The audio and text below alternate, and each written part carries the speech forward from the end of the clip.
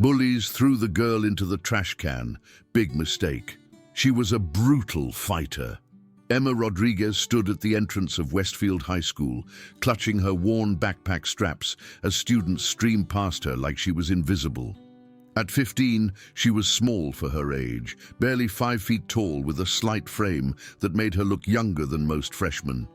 Her dark hair hung in a simple ponytail, and she kept her eyes down as she navigated the crowded hallway. 3 weeks into the school year, she still felt like an outsider in this suburban maze of lockers and teenage hierarchies. The move from California had been sudden when her mother got transferred for work. Emma missed her old dojo, missed her sensei, missed the familiar routine of training every evening after school. Here in Ohio, she hadn't found a new martial arts school yet, and without that outlet, she felt off balance. More importantly, she'd promised her mother she'd try to fit in at this new school, which meant keeping her 8 years of karate training to herself. Her mother worried that Emma's fighting skills might get her into trouble, especially after the incident at her old school where she'd defended a younger student from bullies. "Just focus on your studies and making friends," her mother had said. "Leave the fighting behind." Emma had nodded, understanding the wisdom in those words. She'd seen how her reputation as a fighter had isolated her before, how other students either feared her or wanted to test her. This time would be different. This time, she'd be normal. The cafeteria buzzed with the usual lunchtime chaos as Emma found an empty table in the corner. She unpacked her sandwich and tried to ignore the stares from nearby tables. Being new was hard enough without standing out for other reasons. She'd learned to dress down, wearing oversized hoodies and keeping her athletic build hidden. Most people assumed she was just another quiet, bookish kid. "Look what we have here," a voice said behind her. Emma turned to see 3 girls approaching her table. The leader was tall and blonde, with perfectly styled hair and designer clothes that screamed privilege. Her name was Brittany Walsh, and she ruled the junior class with an iron fist of social manipulation. "The little transfer student thinks she can sit wherever she wants," Brittany continued, her voice dripping with false sweetness. Her 2 companions, Jessica and Amanda, giggled on cue. All 3 girls were basketball players, popular and untouchable in the school's social hierarchy. Emma kept her head down. "I'm sorry, I didn't know this was your table." "Everything in this cafeteria is my table," Brittany said, sliding into the seat across from Emma. "You're new, so maybe you don't understand how things work here. Let me explain." The cafeteria seemed to quiet around them, other students sensing drama and turning to watch. Emma felt her face flush with embarrassment as Brittany launched into a detailed explanation of the school's unwritten rules, all designed to keep Emma in her place at the bottom of the food chain. "And another thing," Brittany said, reaching across the table to grab Emma's sandwich. "This is my lunch now. New kids have to earn their way up to eating privileges." Emma's hands clenched into fists under the table. She could feel the familiar surge of adrenaline, the muscle memory of years of training begging her to act. But her mother's words echoed in her head.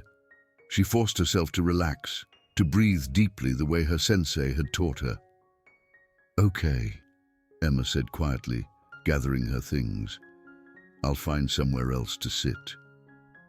"Actually," Brittany said, standing up and blocking Emma's path, "I think you should eat somewhere more appropriate, like outside, with the other trash." The laughter that followed felt like a physical blow.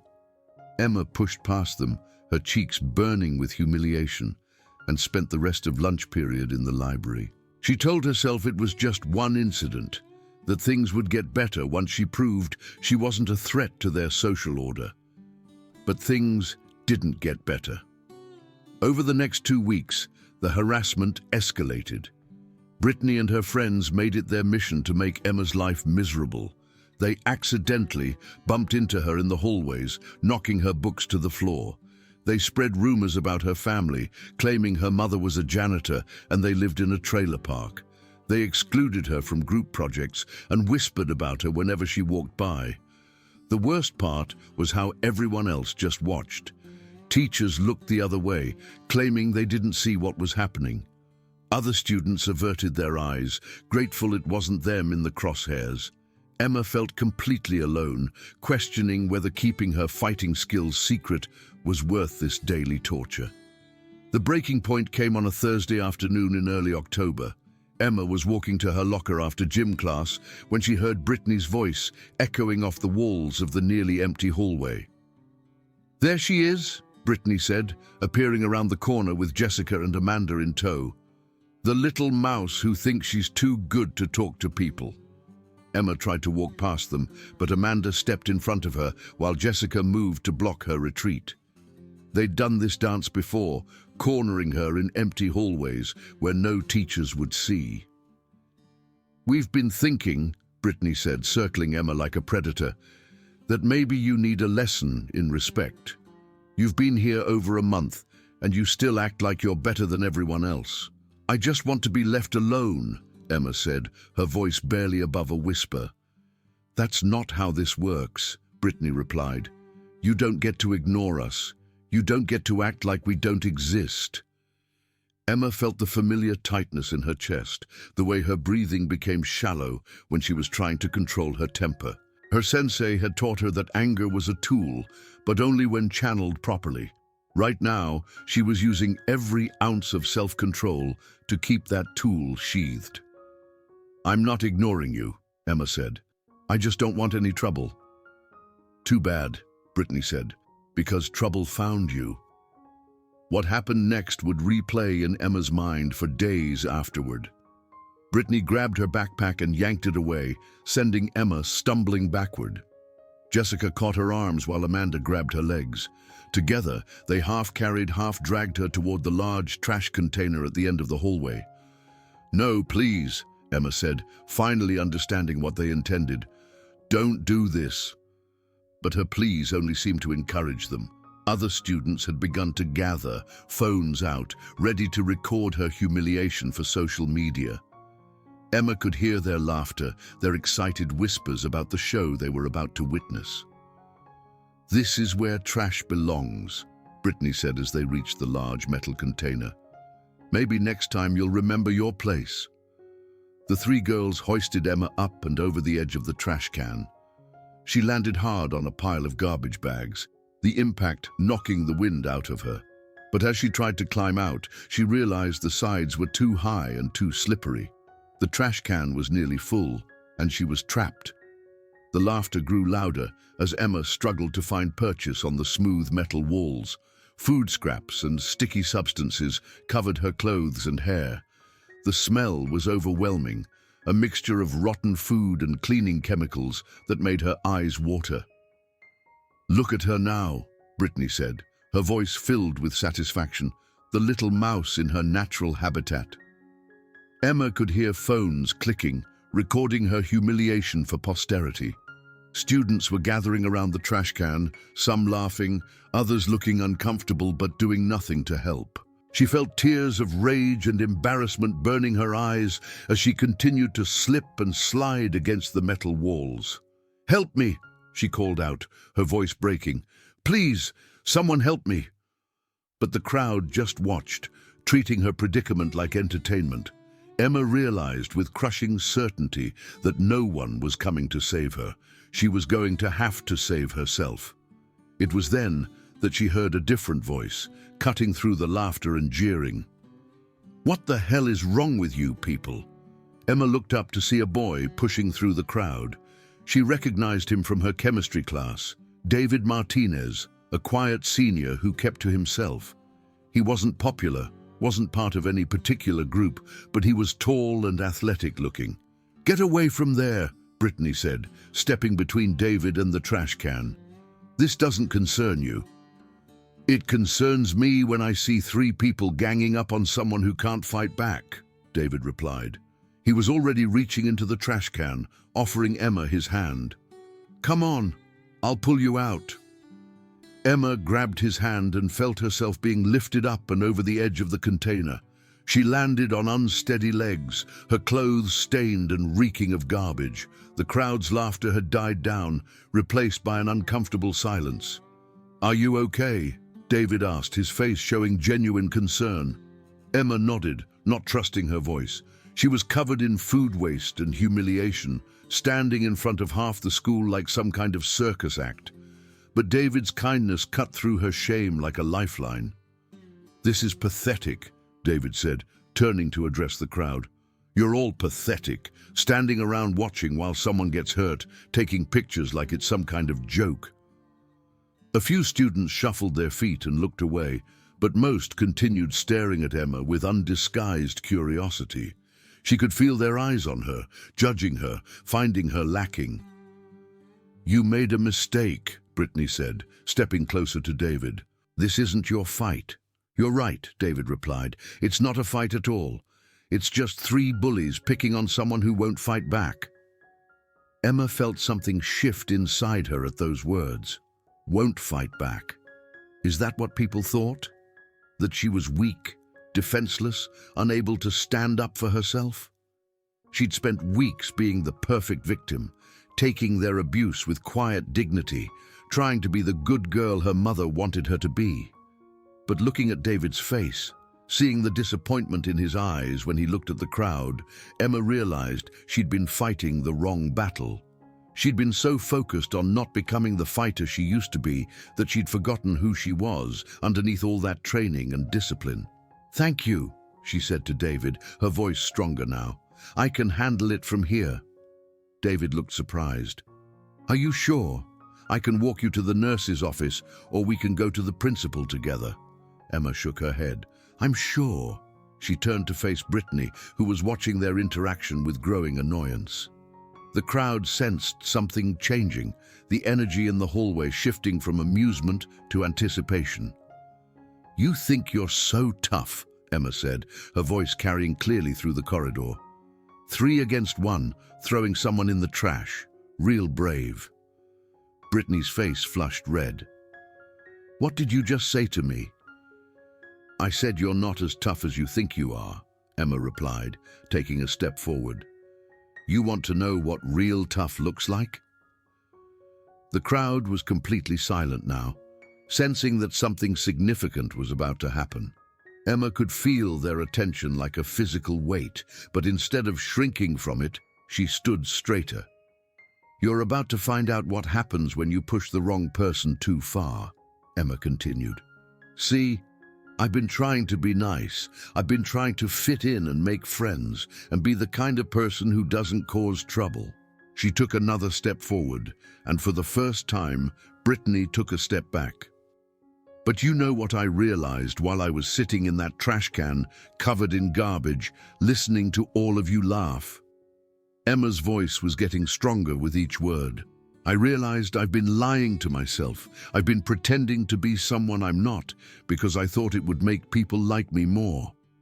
Emma reached up and pulled the elastic band from her hair, letting her ponytail fall loose around her shoulders. Then she stripped off her oversized hoodie, revealing the lean, muscled physique she'd been hiding for weeks. "My name is Emma Rodriguez," she said, her voice carrying the confidence of someone who'd finally remembered who she was. "I'm a 3rd-degree black belt in karate. I've been training since I was 7 years old. I've won 3 state championships and placed 2nd in nationals twice." The crowd's murmur was like a physical wave, spreading outward as students processed this information. Emma could see the shock on their faces, the sudden realization that they'd been watching the wrong show. "I came here trying to be someone different," Emma continued, "someone quiet and peaceful and normal.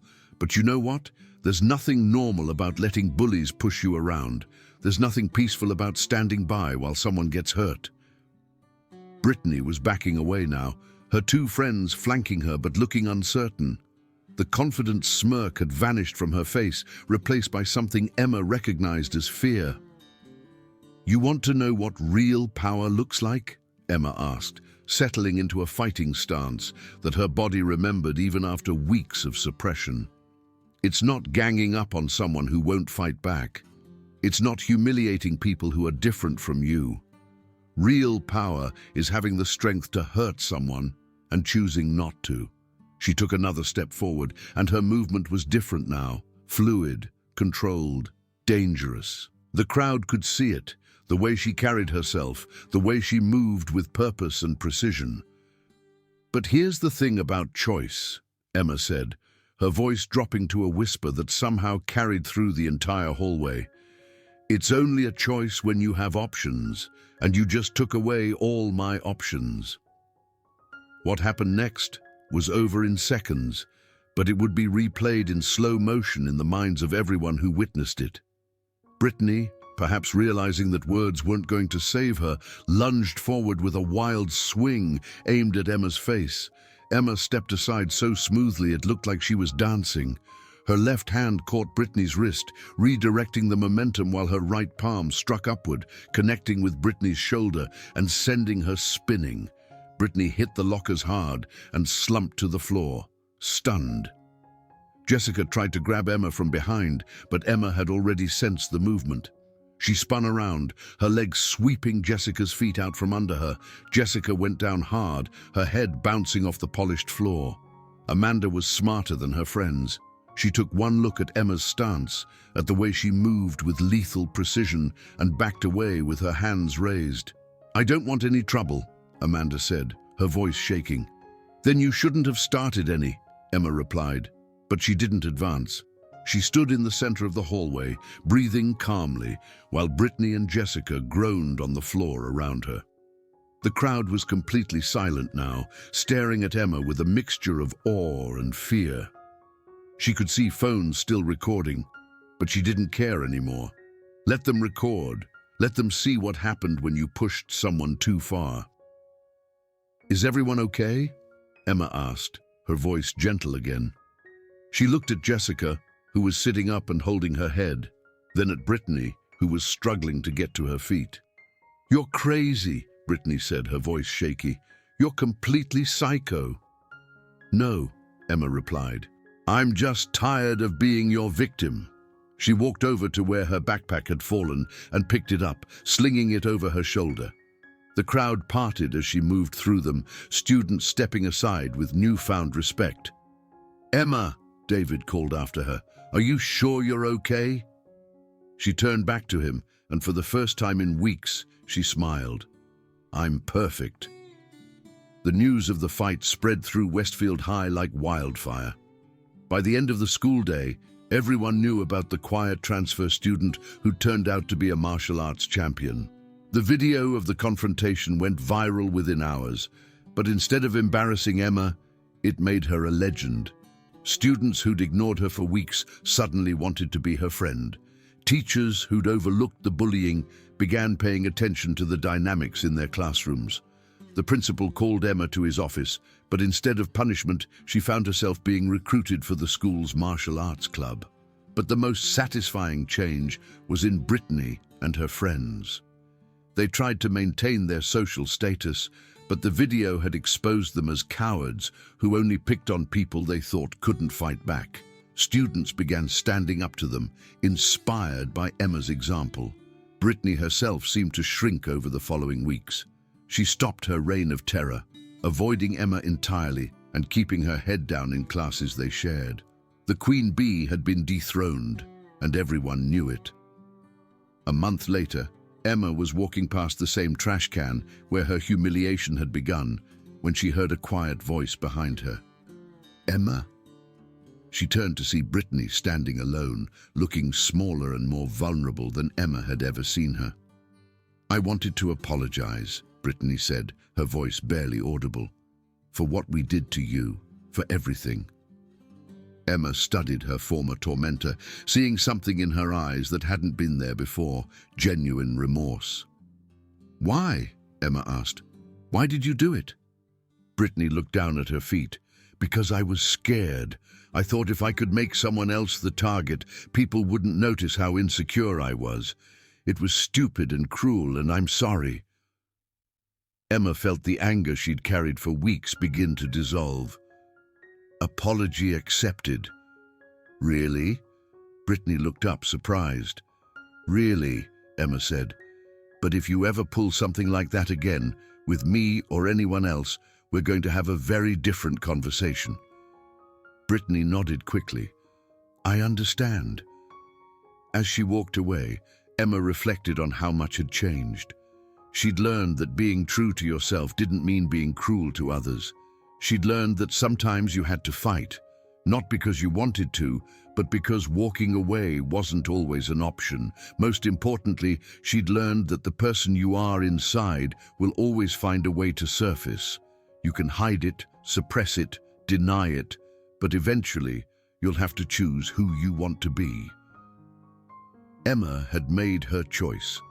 She would be kind when she could, strong when she had to, and always, always true to herself. And if that meant being the girl who could put bullies in their place, then that's exactly who she'd be.